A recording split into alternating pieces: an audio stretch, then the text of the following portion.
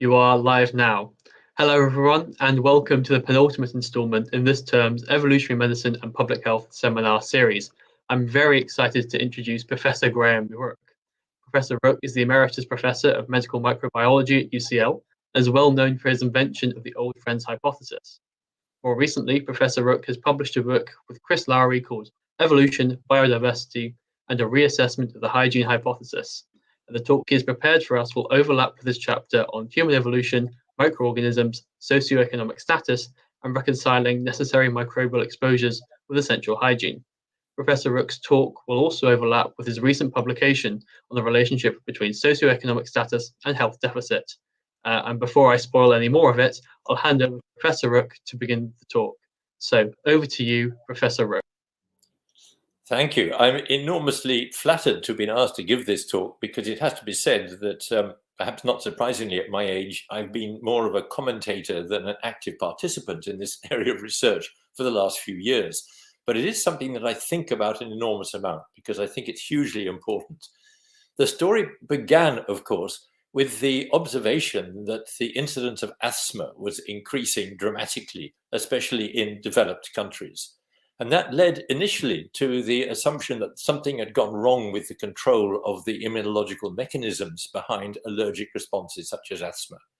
But it soon turned out that that really was not that simple, that there were similar increases in conditions that were mediated by different arms of the immune system. For instance, autoimmune diseases like type 1 diabetes or multiple sclerosis, and inflammatory bowel diseases such as Crohn's disease. In other words, what seemed to be happening was that the immune system was starting to attack what you might call forbidden targets. In other words, harmless molecules in air or food, like pollen or grass, whatever, self-components, parts of one's own tissues, gut contents, and microbiota. So we're clearly dealing with a broad failure of regulation of the immune system. In fact, it was worse than that, because it was also emerging that something was going wrong with the control of background levels of inflammation, even when no specific organ was being targeted. If you look in developing countries like Ecuador, you'll still find some people who have almost zero levels of markers of inflammation in their peripheral blood until they get an infection, in which case the levels rise, but then they go away again when the infection goes away. So when the inflammation is no longer needed, it goes. Whereas if you look in the United States, you find many people have raised levels of inflammatory markers permanently raised in their peripheral blood in the absence of any obvious organ being attacked. And this is bad because having raised levels of inflammatory markers puts you at increased risk of various metabolic disorders such as heart disease or metabolic syndrome, some cancers, psychiatric disorders, neurodegenerative diseases. And in fact, towards the end of my talk, I will talk quite a bit about depression. Now, the first effort to produce some kind of an explanation for what was going on here, and the paper that led to the creation of the term hygiene hypothesis, which I hope we can get rid of, was the seminal finding by David Strachan that if you had older siblings as a child, especially older brothers, you were less likely to develop hay fever. And so the idea was that maybe allergies were increasing because of excessive hygiene, leading to lack of exposure to childhood infections. Now, the problem with that was that it was wrong. The common infections of childhood do not protect from allergic disorders. In fact, they often make them worse.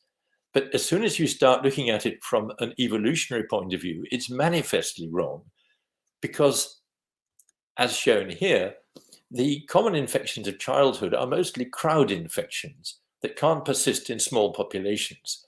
Measles, for instance, you either die from it or you have lifelong immunity. So it couldn't have persisted in small hunter-gatherer groups as humans were evolving. Moreover, for that reason, measles first hit humans perhaps during the late Roman Empire, possibly even later. Some people think it wasn't until the 12th century. So there's no way that we can be in a state of evolved dependence on this sort of infection. Now, that doesn't mean that having infections doesn't have an effect on our immune system. So this slide is actually a digression from the main theme of the talk, but it's a necessary digression because there's been so much confusion. It was shown in the 1930s that if you get infected with tuberculosis, or if cows or guinea pigs are infected with tuberculosis, it protects them from Brucella. So in other words, cross-protection against a completely different organism. And the same was found with parasites. You could get cross-protection between unrelated parasites. And Listeria monocytogenes, a bacterium, was protecting against influenza virus. And then similar things started to be shown in the 1980s, which at first was simply not believed. It was found by a Danish group that live measles vaccine was reducing overall childhood mortality to an extent that could not be accounted for by the number of children that measles had ever killed. And we now know that measles vaccine and other live vaccines actually do cause non-specific protection against other infections and against all-cause mortality.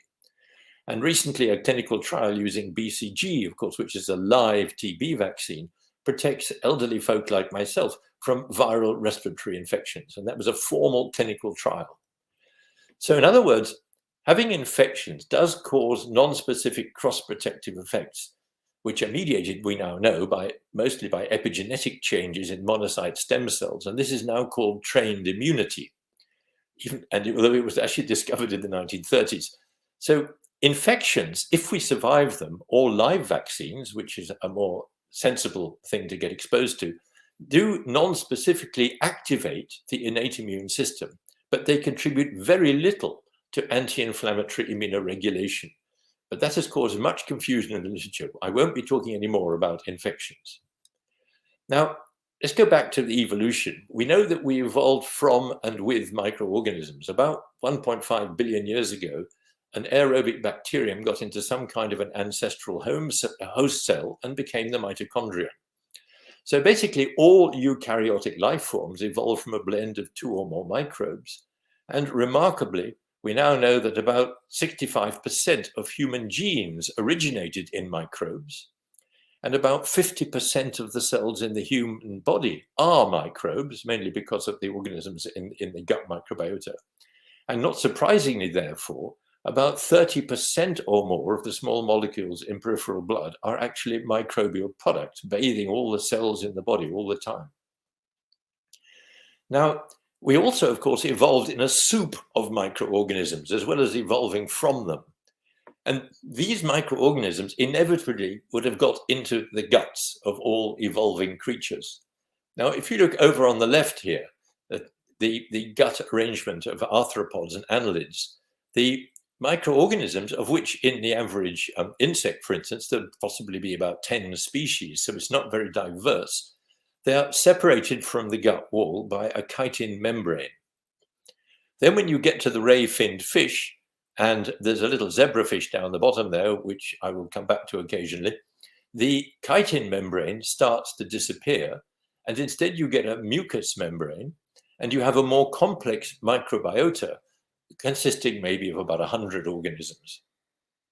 And then when you get to the mammals, the chitin layer has gone completely, and the microorganisms are now maybe 1,000 different species. And what is more, many of them are living in the mucus, and what's more, they're living on the mucus. They are actually being nourished by it, and signals are going backwards and forwards between the host and these microorganisms. Now, curiously, this arrangement of the mammalian gut is curiously similar to what you see in plants. This is something of a digression, but I can't resist it.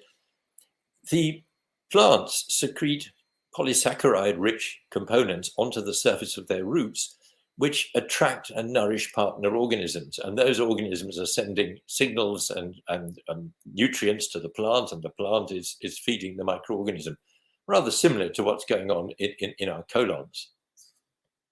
But I digress. Now, even in those early species where the gut microbiota is small and is separated from the host by the chitin membrane, we know that that gut microbiota is having massive effects on the animal's physiology. For instance, queen bees maybe have about 10 species, same in these guys. The zebrafish maybe about 100 species. And we know because it's quite easy to remove the organism from these animals and then put back one species at a time and look at what happens. We know that these organisms are involved in growth and metabolism. They're involved in the development of the gut. They're involved in insulin signaling, behavior, hormone levels, which I won't have time to say much about. A particularly interesting one is this one, that the pancreatic beta cells of a zebrafish, in order to be driven to proliferate, and of course they are the cells that make insulin, so it's rather important that they do, requires a protein derived from a particular microorganism, which this protein is now referred to as beta cell expansion factor. So clearly the zebrafish is in a state of evolved dependence on the presence of this organism that allows it to increase its number of pancreatic beta cells. Now, the more complex microbiota of mammals and of humans, specifically on this graph, actually co-evolved with humans. We know that now. The split between the human microbiota and the chimpanzee microbiota seems to have occurred about 5.3 million years ago. Now, interestingly, that's just about the same date that you get if you look at the split between chimpanzees and humans on the basis of mitochondrial DNA or genomic DNA. But what is more, if you then look at the degree of codiversification, the extent to which those organisms seem to have spread across the planet with their human hosts, you find that the more closely they have codiversified with humans, the more you get diminished genome size and loss of genes for non-essential functions. In other words, they're in the process of becoming obligate commensals. They lose the ability to grow at less than human body temperature. They lose the ability to tolerate oxygen, and they lose the genes that enable them to tolerate the hundreds of weird antibiotics that exist in the compost heap and soil, because they don't find those in the human gut. Now, to summarize up to this point then, vertebrates evolved about 500 million years ago and rapidly developed this very complex community of microbial partners in very close contact with the host. And we can deduce from what goes on in other species and from a huge amount of work in our own species that they're involved in the development of all organs, including the brain. They're involved in things like sex hormone reuptake from the gut. I won't have time to talk about that. They regulate metabolism and the gut-brain axis. I will talk about the gut-brain axis. They're producing about 20 or 30% of the small molecules in peripheral blood. And they educate and regulate the immune system, which is, of course, the major theme of this talk. Now, the immune system was then given the job of keeping out the pathogens while managing or farming this complex community of microorganisms. So why have I put question marks and an exclamation mark here? Well, simply because the innate immune system was clearly actually not up to the job. Most evolutionary biologists now think that the adaptive immune system evolved precisely because of the complexity of this job of farming a complex microbiota and tolerating that complex microbiota while excluding the pathogens. So the innate immune system relies on pattern recognition receptors, which are germline encoded. So if that bacterium, which has got spiky proteins on its surface, changes the shape of its molecules, you have to duplicate, if using in the innate immune system, you have to duplicate the gene for the relevant receptor, and then that receptor will have to evolve to change the shape that it recognizes, and so on and so on. So obviously, this is an extreme slow way of adapting to new threats, and also it increases the genetic complexity. But the adaptive immune system, which developed in vertebrates, uses somatic hypermutation to create a huge repertoire of receptors. It's very fast. You get a new repertoire in each generation, in each individual, with a minimal increase in genetic complexity. But it still has its problems, because you're going to have to censor those lymphocytes which don't recognize anything, or you become a walking bag of useless lymphocytes, and you've got to censor those which are reactive to your own tissues. And this is where we start to have to think about inputs from the microbial world. So the adaptive immune system has got this huge number of randomly generated clones, and then you've got to take out those that recognize nothing, take out those that strongly recognize self, and keep the ones that recognize anything else. But of course, therefore, you need antigen inputs, antigen data, especially from microbiota, so that you learn to tolerate large numbers of organisms, for instance, those in the gut. And the greater the diversity of the organisms you meet, the larger the repertoire that you generate.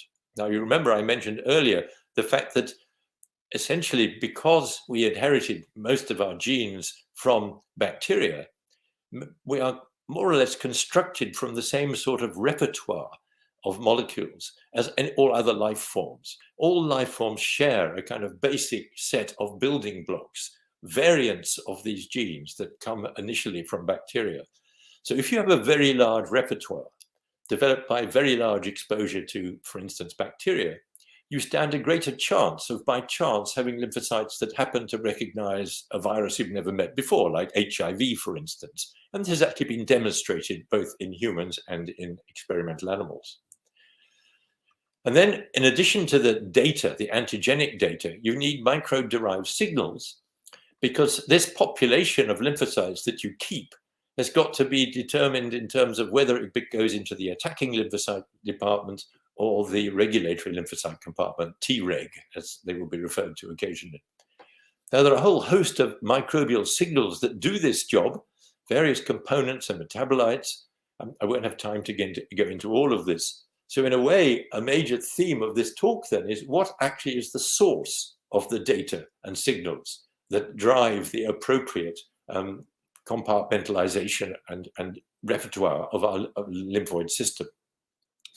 So I'm going to consider mother, diet, home, and the natural environment. Now, the story with mother is relatively straightforward and has been known for a number of years now. We know that the microbiota of mother get passed on to the baby. There's been some discussion of the possibility that some of this happens in utero. The Science paper quoted there, in fact, does believe that was the case. It's now looking very doubtful, but maybe, who knows? And then, of course, there's transfer in the birth canal. It's not for nothing that the birth canal is extremely close to the anus. And I always enjoy pointing out that koala bears, which live on totally indigestible eucalyptus leaves, which also contain horribly toxic molecules, they absolutely have to have the microbiota of their mothers in order to survive in this curious ecological niche. So in fact, there's an elaborate system whereby the baby pops its head out of the pocket and eats maternal feces in order to establish the microbiota. Incidentally, that koala bear is one that I know personally, and she's a sweetie. Now, another situation where clearly passing on the gut microbiota might be a problem is in animals that give birth in the sea. And it's thought that dolphins defecate massively at the moment of giving birth in order to try to make sure that some of their gut microbiota is passed on to the baby. Breast milk, of course, contains bacteria and oligosaccharides, which fascinatingly are not actually metabolizable by the baby, but they are metabolizable by appropriate gut organisms. And then things like sucking the dummy clean can help to transfer the microorganisms. And of course, many microorganisms are transferred via older siblings. That, of course, is what David Strachan was seeing when he noted that having older siblings was somewhat protective against developing hay fever. Now, the problem with all this is that many aspects of modern life are blocking this transfer from mother. Antibiotics, cesarean deliveries, less breastfeeding, and inappropriate hygiene that blocks transmission to the microbiota. For instance, you don't need to pick the pacifier up and throw it away if it falls on the floor. You can suck it clean and plug it back into the baby. Now, the antibiotics are particularly easy to study. This is a meta-analysis of what happens if there are multiple exposures to broad-spectrum antibiotics in the perinatal period, that's to say, both in pregnancy and in early life. And this, as you can see, there is a linear relationship between the likelihood of childhood obesity and the number of exposures to antibiotics in the perinatal period. And you can do exactly the same thing with atopic dermatitis and see a very similar graph. Now, this slide, I'm not sure it really belongs here, but I couldn't resist popping it in. If you genetically modify the immune system of a mouse by modifying any of those molecules shown there, it doesn't matter for the non-immunologists among you, it doesn't matter what those molecules are, but you basically cause problems within the immune system. And mouse A becomes sick, that mouse becomes sick. If you then transfer the gut microbiota from sick mouse A to an absolutely normal mouse B. Mouse B has not had its immune system modified. It is a normal mouse. But if you reconstitute its gut microbiota with the microbiota from the mouse A, mouse B now becomes sick. In other words, the sickness is actually mediated by the altered gut microbiota, even in the complete absence of the change to the immune system. So you can see how a sort of analogy with the antibiotic situation, you could give a child an antibiotic, and then years later, if the microbiota is still in some subtle ways different from that which it would have had it not been exposed to the antibiotic, you may get effects on their health later on. Now, more direct way, of course, showing that the gut microbiota can affect weight gain are these transfer experiments, where if you take identical germ-free mice, that's mice that have been delivered into a sterile environment by cesarean section, if you reconstitute their gut microbiota with organisms from underweight people or obese people, and then put them on the same diet, the ones with the microbiota from the obese person put on more weight. And you can actually do the same thing now with the allergy system. If you take microorganisms from the feces of an allergic baby and microbiota from the feces of a healthy baby and transfer them into cow's milk allergic germ-free mice, and then challenge these mice with cow's milk allergen, you find that the feces from the healthy baby actually protect that mouse from the cow's milk allergen challenge, whereas the feces from the allergic baby, the microbiota from the allergic baby, does not protect. So both for obesity and for allergy, there's pretty good evidence that the microbiota is directly involved. So where we got so far, that to set up microbiota and immunoregulation, we do not need the childhood crowd infections, but we do need microbiota from mother. But what about the microbiota of the home? This paper appeared in 2015 in the Mumbai Mirror and was actually, of course, sent to various other developing country cities, telling people that they were essentially too clean for our own good. So the media, in effect, picked up the concept of the hygiene hypothesis and decided, well, okay, maybe it's not so much the infectious diseases, we've already ruled those out, maybe it's something to do with cleaning the house too much. And you see there, it's talking about our near obsessive cleanliness. Well, there's a problem with this. The data on this are extremely confused, and I think it's because there are several additional factors which have not been taken into account. Firstly, the data on whether cleaning a home has any effect on allergies is extremely conflicting. I've just quoted two papers here from extremely good research groups. The top one says that cleaning does increase allergies. The bottom one says that cleaning does not increase allergies. Now, when you get wildly conflicting data like that, there's clearly something going wrong with our thinking. Now, the first thing that's been going wrong with our thinking is that a home is not always the same thing. If you look at that home on the right there, it's essentially the natural environment reorganized for human comfort. It's made of natural timber and thatch and animal hair and animal dung, mud. I used to live in a house like that, and some of the render on the walls in such houses is literally a mixture of mud, animal dung, and hair. The house on the left, of course, is built with things like, well, synthetic materials and biocide-treated timber and biocide-treated plasterboard. And what is more, the house on the left more often looks like this. Now, the point here is that if these houses deteriorate, if these two houses are allowed to get damp and deteriorate, they will become infected with various microorganisms and fungi. But the house on the right, which is effectively, as I said, natural materials from the environment reorganized, develops strains of microorganisms within it, which are essentially those with which humans evolved. And the metabolites are not toxic to humans. Whereas that house on the left can become infected with some really quite unpleasant things. And in fact, there's been quite a lot in the press recently about a little boy who died. Now, for instance, a house with plasterboard that gets damp can become infected by things like Stachybotrys chartarum, which is an organism which exists everywhere in nature, but it's rare. It's never a major component of the microbiota. But it can be a dominant species in a home of low socioeconomic status that's allowed to get into this sort of condition. So clearly you should clean a home to get rid of the infections, which are not protecting you from allergies anyway, and to get rid of toxic microbiota, which are dangerous. But that image from the Daily Mail with the little picture of the little girl, well, here's another one, is making another point. What's that little girl up to?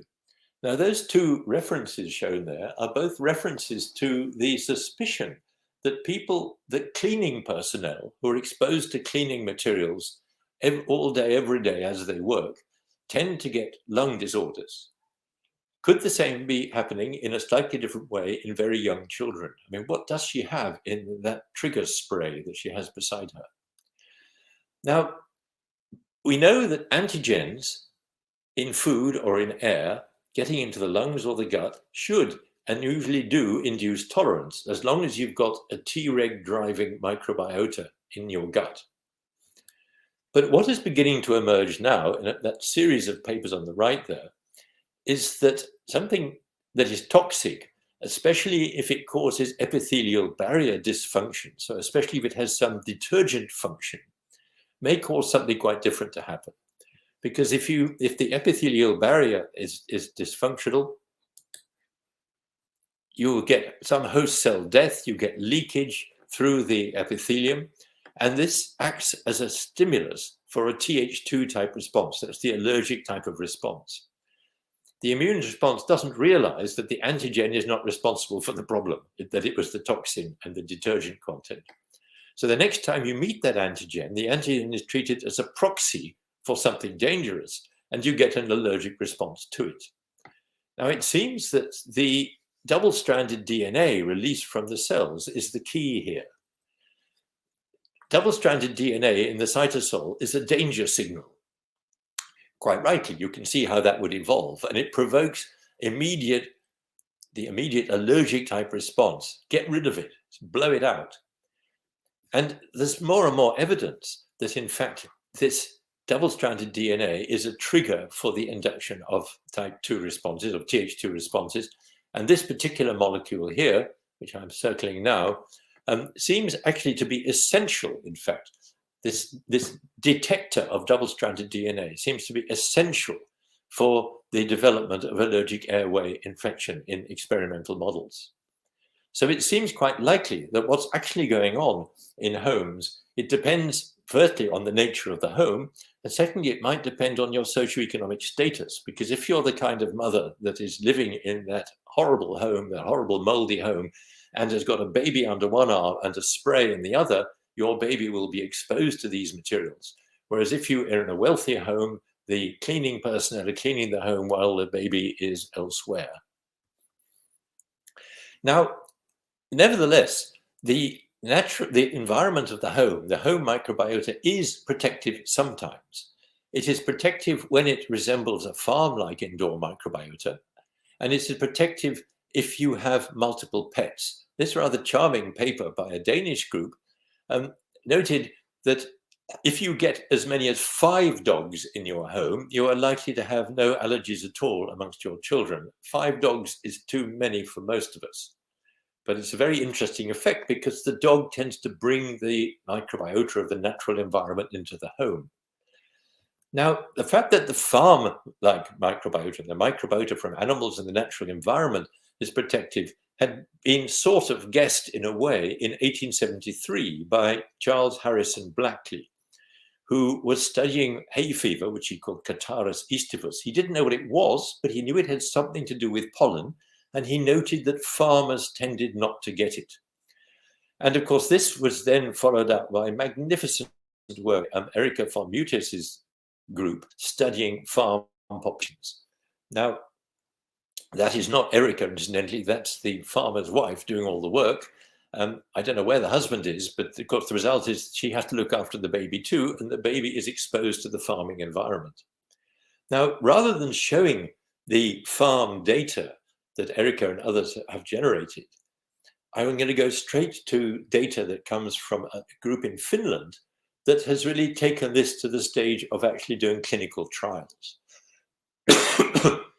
Because they realized that if they took daycare centers, which look after children in the age range of 3 to 5 years, they could sort them into those that have concrete or tarmac playgrounds and those that have nature-orientated playgrounds.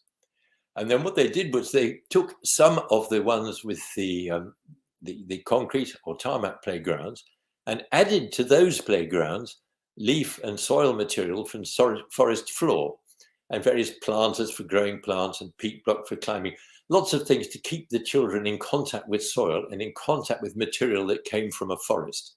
And then they had to control the playgrounds that were already green. And what they found was that not only did greening the concrete playgrounds lead to diversified microbiota on the skin of these children, it also led to increased levels of immunoregulatory cytokines and of regulatory T cells in the peripheral blood of these children. I'm full of admiration for the fact that the Finnish authors managed to persuade the mothers of 3 to 5-year-old children to let them take blood samples. Now, of course, what actually was happening here was that these children were starting to resemble those who were living in any case or spending time in any case in nature-orientated playgrounds. Now, in a further masterstroke, this Finnish group have simplified the protocol so that now really this is the kind of experiment that anybody can do in a beautifully controlled manner. So that reference that's just snuck up at the bottom there, what they've done is they've taken sand pits and simply added to the sand pit either a microbe-rich soil or a material of the same color that makes the sand pit look exactly the same, but which has in fact not added microorganisms to that sand. And they get a similar result to the results of the experiment shown here. The results are not massively powerful, but then they will now be able to address it more in greater detail by changing exactly what microbes are present in the microbe-rich additives that they add to the sand. Furthermore, they've now started doing it in office situations as well by putting up green walls. These green walls are a kind of hydroponic system, and air is sucked through the root system and through the leaf system and so on.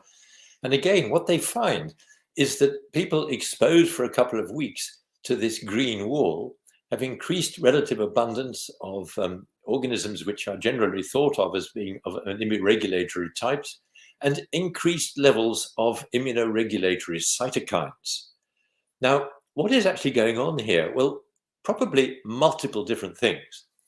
Firstly, we know that green vegetation removes pollutants. In fact, there have been some lovely studies showing that if you put green hedges between busy motorways and school playgrounds, then you actually filter out quite a lot of the pollutants coming from the car exhausts. So the green materials will be removing pollutants, and they'll be doing that in the office as well.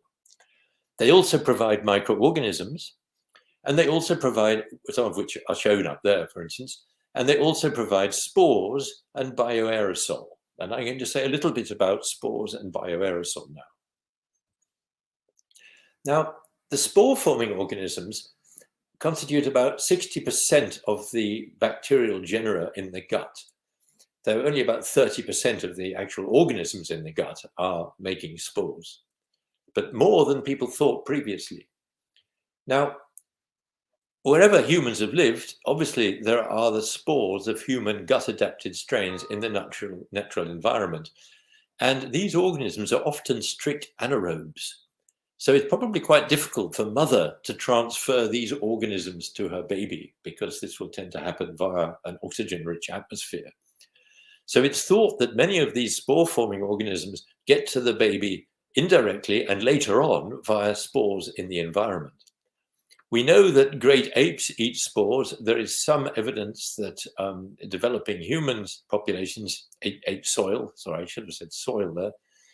And there's been a charming study performed in Africa where babies were left to their own devices. I guess the mothers must have been chained to trees so they didn't intervene. And it turned out that the babies were eating as much as 20 grams, and I meant grams, not milligrams, 20 grams of soil a day. And similar behavior has been seen in other vertebrates. The green iguana has been much studied in that context. And of course, pregnant mothers, pica, the phenomenon of wanting to eat all sorts of odd things, including soil, is probably, again, an evolved behavior. So when spores are taken in, the spores, of course, are oxygen resistant. They're as tough as old boots. They can persist in the environment for centuries. They germinate. They're sampled by the immune system. They can then replace and reinstall strains that have been lost due to bad diet or antibiotics. And amongst these spore-forming organisms, there are many that have the effect of driving regulatory T cells and making short-chain fatty acids, which are also often involved in driving the regulatory arm of the immune system. Now, interestingly, it turns out that if you look at the spore formers and the non-spore formers in the gut over time, you find that the spore formers tend to be much more labile. They're much greater turnover. In one sample, you find they've gone up in number. Another, you find that they've gone down. You may find that some of them have disappeared, then some of them come back. Hence, I make the comment that you can reinstall strains lost to bad diet or antibiotics, which of course emphasizes the need for constant contact with the natural environment in order to reinstall these essential spore-forming strains. Now, that reference at the bottom there, I have just made highlighted because there's been a fascinating paper, which I hope turns out to be correct, which we hope very much will be confirmed in further studies, suggesting that if you look at the spore-forming organisms from the feces of patients with multiple sclerosis, they fail to drive proliferation of regulatory T cells in vitro. Whereas the spore-forming organisms from the feces of people without multiple sclerosis do drive proliferation of regulatory T cells. So if that's right, that's fantastically important advance. So we really hope to see more in that particular area of research. Now, this slide is really for immunologists only, but you can ignore it except for the left-hand column. The point is that it's not only via the gut that we encounter microorganisms. It's not only via the microbiota. Bioaerosol refers to the biological material and bits and pieces and rubbish and so on, which we inevitably breathe in all the time. And that will contain plant fragments, it'll contain bacterial fragments, dead bacteria, live bacteria, bits of dead insect, bits of chitin from fungi and insects, who knows what. You should think of the lungs as a kind of sense organ, which senses the nature of the microbial environment in which you live. So the bioaerosol in the Brazilian jungles would be very different from the bioaerosol here in Islington in London. And there's a whole range of receptors in the airway epithelium which will pick up these components of the bioaerosol. The only one I'm going to mention here is endotoxin. Endotoxin, of course, is present in the cell walls of gram-negative bacteria. And it's often been observed that if you live in a house with a lot of endotoxin in the environment, you're somewhat less likely to develop allergic disorders. Now, multiple low-dose exposures to endotoxin will drive production of this molecule called A20. Now, interestingly, that molecule is one which is found expressed at raised levels in those people who are exposed to traditional farming environments. And for instance, that lady who was in the cow shed with her baby in a little carry-cot almost certainly had high levels of A20. But A20 inhibits the inflammatory signaling pathway through NF-kappa B and so on. So I think it's important to remember that some of the exposure to microorganisms is not through the gut microbiota. There's more going on. And in fact, there's even more than that, because if you take an animal model where animals have been brought up in a clean animal facility with minimal perinatal exposure to microbial exposures, you have an animal model with very inadequate immunoregulation. But what we found some years back now is that if you immunize, even by the intramuscular route, with, in fact, this was an environmental mycobacterium, which happens to be a powerful inducer of Treg, that's these two papers down here. If you immunize with that organism intramuscularly and have a control group that are immunized only with vehicle, and then expose these animals to a psychosocial stressor, that's a standard laboratory stressor, it doesn't matter what it was, what you find is that these ones that were immunized with the vehicle only developed a changed microbiota, they developed colitis, a nasty inflammatory colitis, and they developed anxiety. Actually, it looks more as though it's turned into a rat, but basically, he certainly gets anxiety. Whereas if these ones that have been immunized with this Treg-inducing organism had rather different changes in the microbiota, no colitis and no anxiety. And of course, the critical point here is that these effects required regulatory T cells. Now, it's not just this microorganism that does that. There's also been work using various probiotic organisms injected intramuscularly, which have also shown immunoregulatory effects. So immunoregulation occurs through exposure to microorganisms through multiple routes, even if the gut microbiota is the most important component. Now, the other reason for showing you this slide, of course, is that it rather nicely brings together inflammatory disorder, anxiety and behavioral disorders, and immunoregulation, which is in fact the theme of the rest of this talk. Now, going back a bit in evolution, we know that the microbiome modulates behavior. If you look, for instance, at the fruit fly there, we know that even locomotion is regulated by the microbiota, which regulates octopamine signaling. In insects, octopamine is really the equivalent of noradrenaline. And then cognition and memory of fruit flies, you may think they don't have terribly good memories, but you'd be surprised. But in order for them to remember, they require 2 gut microorganisms. I don't know how they operate. And then social behavior in the zebrafish requires a signal from the microbiota to the brain microglia, and the microglia then prunes and remodels the forebrain neurons. And this is essential for functional social behavior in the zebrafish. And then germ-free animals, there's a large literature on the abnormal brains of germ-free mice and the neurochemical changes in their brains and the altered synthesis of neurosteroids, for instance, which have massive effects on the development of different neurons in the brain. But I particularly like this most recent one, where it turned out that the microbiota determines the extent of certain endocannabinoid metabolites in the gut, which modify brain dopamine levels, which of course gives a feeling of reward and satisfaction. So the difference between a couch potato mouse and a mouse that's addicted to running on this exercise wheel lies in the gut microbiota. And then finally, again, a very recent paper looking at the social behavior of macaques. This appears to be related to the presence of strains in the gut, which some people implicate in human autism, and also related to the presence of strains that are thought to have anti-inflammatory effects. So looking at other species, it seems fairly clear that the microbiota is having effects on behavior.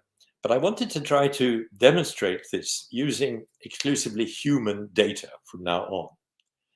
Now, there's been an extraordinary study performed in Denmark of almost 1 million children whose upbringing with or without green space from birth to the age of 10 was recorded. And the further to the right these markers are found, then the greater the risk of the relevant disorder is if the child was not exposed to green space in those first 10 years. And you can notice that really whatever psychiatric disorder you look at, you see significant effects of not being exposed to green space. The control here is intellectual disability, which of course is not affected.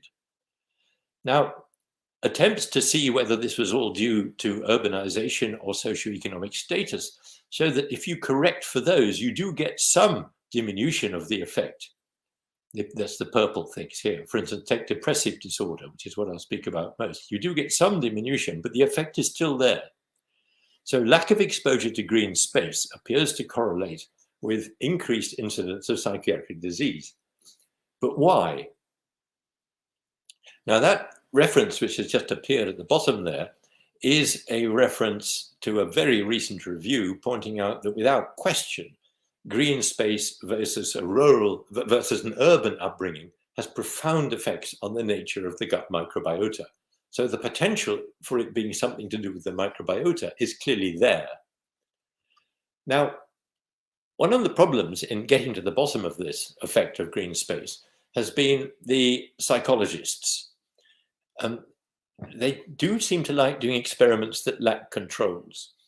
For instance, there's an experiment where individuals were made to wear a portable EEG machine on their heads, which was linked to a laptop in a backpack.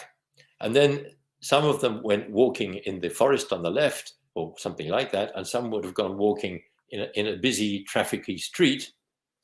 And then the immediate response to these environments was recorded. And of course, the EEG and the other parameters looked at were quite different. But of course, there's no control here for this having anything whatsoever to do with the green space. What would have happened if the poor, unfortunate individual made to walk around in this street here had snuck off quietly into a quiet cafe or bar? Would the reading then have been the same as the person who was wandering here? My guess is it would have been. At least the control needs to be done. Now, that doesn't mean that psychological effects of green space don't exist. They almost certainly do. And in fact, I discussed that in this PNAS paper down the bottom here. For instance, there's the effects of short-term relaxation. Maybe repeated episodes of short-term relaxation have long-term beneficial effects. They probably do. And then there's the green space effect of habitat selection, being exposed to the habitat for which we have evolved, which is more or less sort of wooded grassland close to water. That also may have good effects. And then there will, of course, be exercise and sunlight, vitamin D, social interactions, reduced pollution, maybe a greater likelihood of having a dog.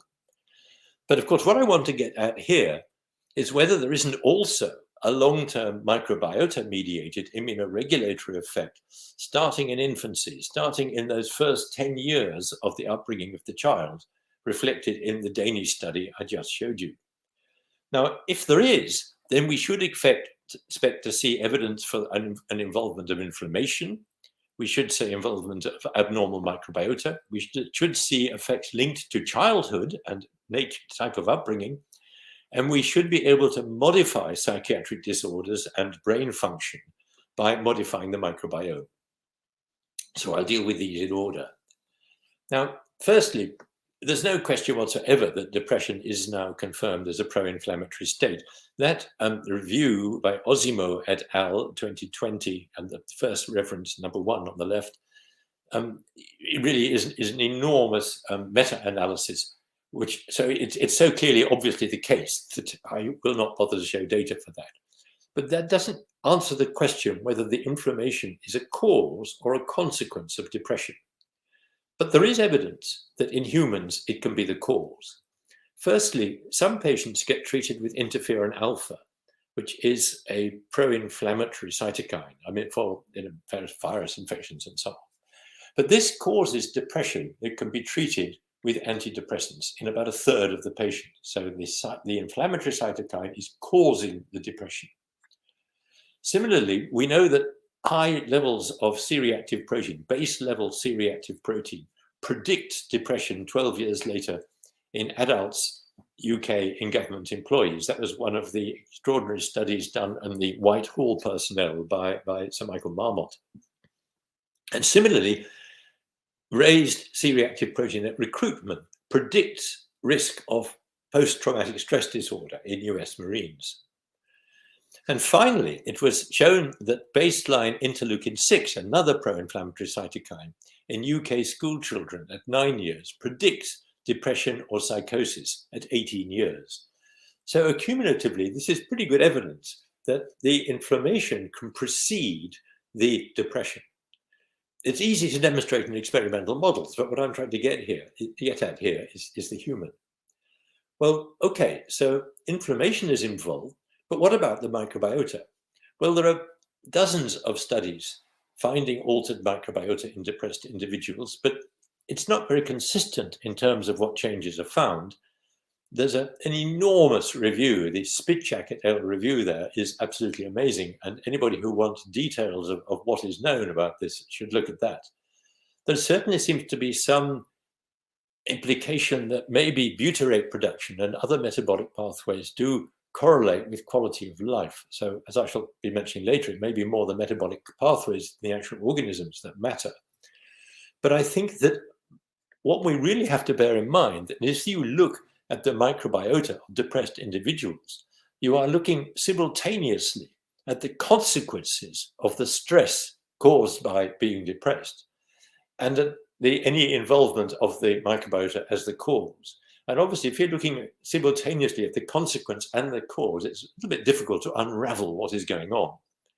So we are rescued here to some extent by this kind of experiment, because again, you can take gut microbiota from depressed individuals and happy individuals, transfer them into germ-free mice or rats, it's been done with both, and see appropriate behavioral changes in the recipient animals. Now, what about early life?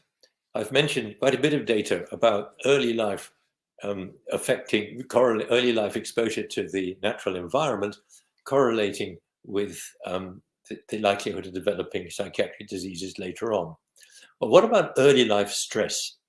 We know that if you stress rodents, they develop an altered gut microbiome and they are subsequently more susceptible to the effects of stress. But the same is actually now known to be true in children. Children exposed to early life stress not only have altered gut microbiomes, but if you then expose them to a standard laboratory stressor, they get an increased inflammatory response compared to those who were not exposed to early life stress. The same is true if you look at rural upbringing with farm animals versus urban upbringing with no animals. Again, the gut microbiome will be different, but if you then expose these individuals to acute psychosocial stress, you get a smaller inflammatory response in those with the rural upbringing than you get in those exposed to the urban upbringing. And then, of course, ultimately, one ought to be able to show that the microorganisms put into the gut can alter brain function. And this has now been done several times. Firstly, if you look, you can use functional magnetic resonance imaging, or you can use magnetoencephalography on individuals who have been given a test material, in this case a fermented milk product, in this case 10 to the 9 bifidobacterium longum per day for 4 weeks. And then you expose them to stressful images in this case, or to a stressful video game in this case, and they were actually able to show significant changes in the way the brain was responding to these stressful signals. But of course, more important still is to be able to actually use probiotics to treat depression. There have been a lot of clinical trials. What I've done here is take the data from a meta-analysis, and I've colored the trials where what was used was a multi-species mixture of probiotic organisms blue, and the ones that were given lactobacillus only, I have colored red. And you can see why. It looks as though the further they are to the left, the more it favors treatment, and it looks as though that multi-species treatments have significant beneficial effects in most of the trials, which is not true for the lactobacillus only treatments. And because many of you in Oxford, I've added at the bottom here another trial, which is not included in the meta-analysis because it was only published a few weeks ago, but it was performed in Oxford. And again, it's a multi-species trial, and the results look very encouraging. So I think overall, I think we have to say that it's perfectly clear that messing about with the gut microbiota affects the function of the brain. And in fact, part of the evidence for it, of course, is the multiple types of communication between the gut and the brain.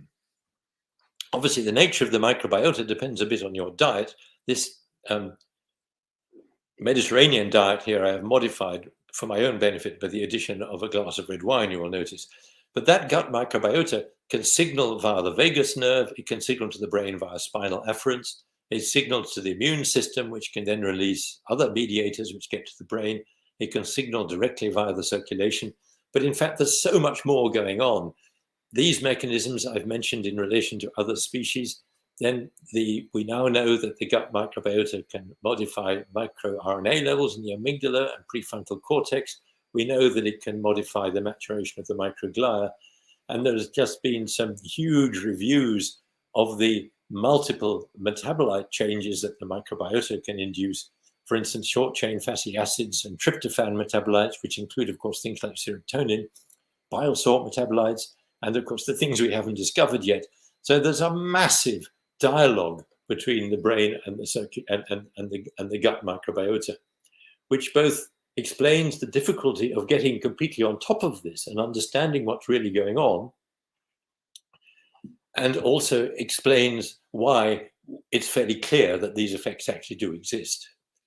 Now, another reason for not really having got on top of it to the extent of being able to treat psychiatric diseases easily with appropriate microbial adjuncts is, of course, the fact that it may not really be the microbiota that we should be looking at. That these various microbial inputs I've been talking about, which provide data and signals to the immune system and provide organisms to the microbiota, the immune system then farms that microbiota, which produces the metabolome of the microbiota.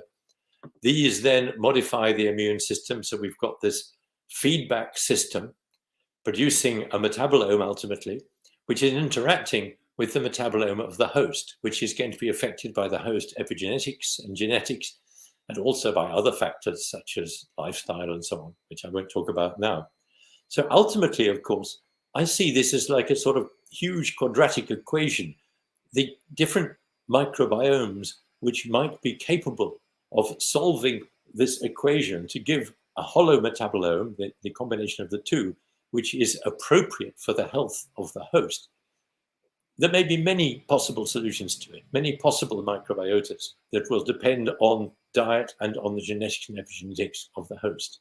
And indeed, these papers are some of the ones that do make this kind of a point. So I come now to my summary slides, which is unfortunate because I'm nearly out of time. So the point I've made then is that there are transient exposures to microorganisms which provide data and signals to give us the repertoire and immunoregulation. And then there are transient things like infections, which provide specific immunity to the pathogen, but vaccines can now largely replace the infections, unless you're a lunatic anti-vaccine person. And then there are the colonizers, which also get into the microbiome also, and on the skin as well as in the gut, also provide data and components and metabolites that regulate metabolism, regulate the gut-brain axis. And also, of course, the greater the diversity, the more stable the gut microbiome is. And a diverse microbiome occupies ecological niches, which stops pathogens from getting in, rather the same function that the royal family occupies in the human, in the UK political system, occupying an ecological niche that might otherwise be occupied by something more unpleasant. And of course, diversity also provides a greater metabolic repertoire, and it provides a greater repertoire of components and data for these essential functions here. Now, what should we be calling this? Some people still call it the hygiene hypothesis. I think it's a bad name because it's misinterpreted. I like the name biodiversity hypothesis. I quite also like the name I've given it because it tends to push the evolutionary aspects. But of course, the problem here is that all of this is being upset by many lifestyle factors which have appeared as images along the bottom there.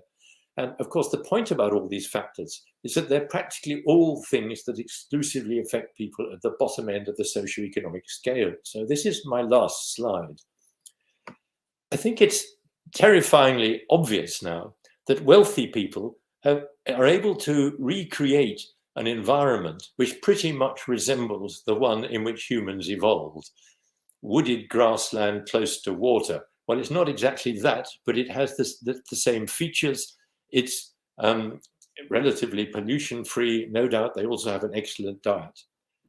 At the bottom end of the socioeconomic scale, we have this. Moreover, superimposed on that, there are all these other factors. Now, of course, I'm not claiming that these other factors all operate entirely via the microbiota.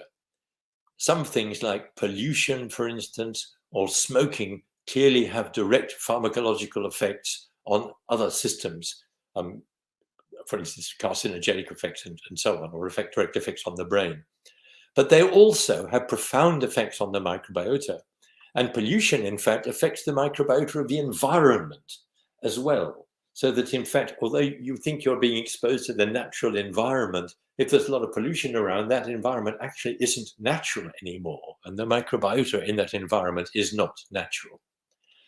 So the question really is, how much of the health deficit, which can be as much as 10 or 20 years between the people at the bottom end of the socioeconomic scales, life expectancy, and the people at the top end of the socioeconomic scale, how much of that 10 or 20-year survival difference and 10 or 20-year and massive health deficit is actually due to modified exposure to microbial exposures, inappropriate exposures, and inappropriate microbiota? My own feeling, and that of Sue Ishak, who's also written a review about this, is that it's probably a much greater component of the health deficit of low socioeconomic status than people realize. So I'm sorry, I've got about 2 minutes over time, but I will stop there. Thank you very much for listening. Thank you, Graham. That was a really, really interesting talk, and we've had a lot of questions about it. So I think we'll start with this one. In the child crowding argument, why does having older brothers protect one more than having older sisters? That's a question from Nancy Kane. Yes, I'm not sure how true that really is. But I think the implication was that little boys are inherently dirtier than little girls. And if exposure to the soil and so on of the environment, and then maybe the boys are more effective. I mean, you get the same argument with cats versus dogs. It's some implication that dogs are more protective than cats, but cats spend a lot of their time cleaning themselves, whereas dogs don't bother really, do they? It's a good point. We'll move on to another question, anonymous this time. Forest schools are becoming more popular in the UK. Do you think that these kinds of initiatives will have long-reaching public health benefits? I think that's an incredibly important question, which obviously, in a way, I addressed. It all depends on whether the benefit of the exposure to the forest is largely psychological or largely due to picking up the microbiota of the environment. If it's the microbiota of the environment, then how long do you need to be exposed? How frequently do you need to be exposed to that environment? It may be that you don't need to be exposed for very long. An Australian group has looked at the consequences of just getting people occasionally to go into the natural environment and just sort of wash their hands in soil and then go home again, So it's quite a brief exposure to soil. And they did see, nevertheless, changes in the microbiota. So, yeah, maybe it will be beneficial. And certainly, it's certainly not going to do any harm. And one should certainly encourage people to get out into the natural environment one way or another and go and do your exercise in the natural environment rather than in an urban gym, if you possibly can. Mm-hmm. Well, we have another question related to the soil parts of things. Do you think culturally prescribed soil eating practices are also likely to be an evolved behavior?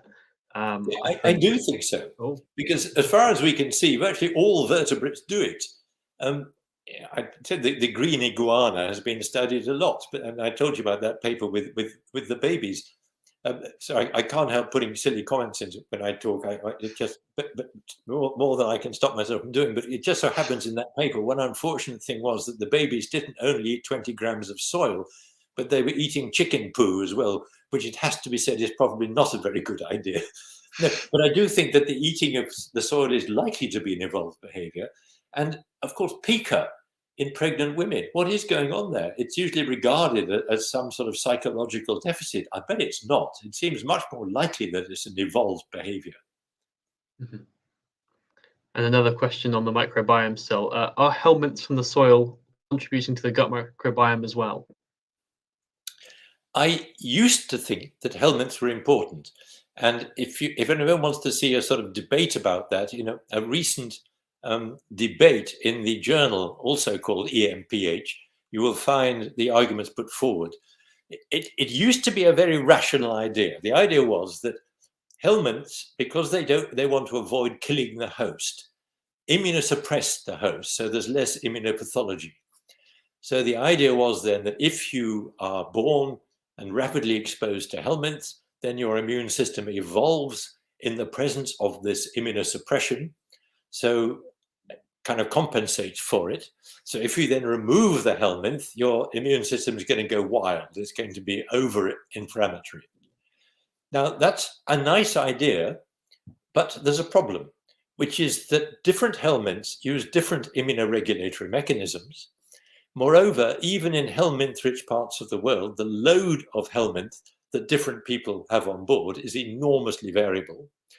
Some helminths are in the gut, some live in the blood, some live in the liver, some live in the bladder. So in fact, it's an enormously variable range of exposures to an enormously variable range of immunoregulatory substances. And these ideas that we need exposure to helminths really occurred before people understood about epigenetics. Now, let me explain. The point is that the evolution does tend to make the inevitable into a necessity, like the fact that we need oxygen, because it was inevitable and now we kind of need it.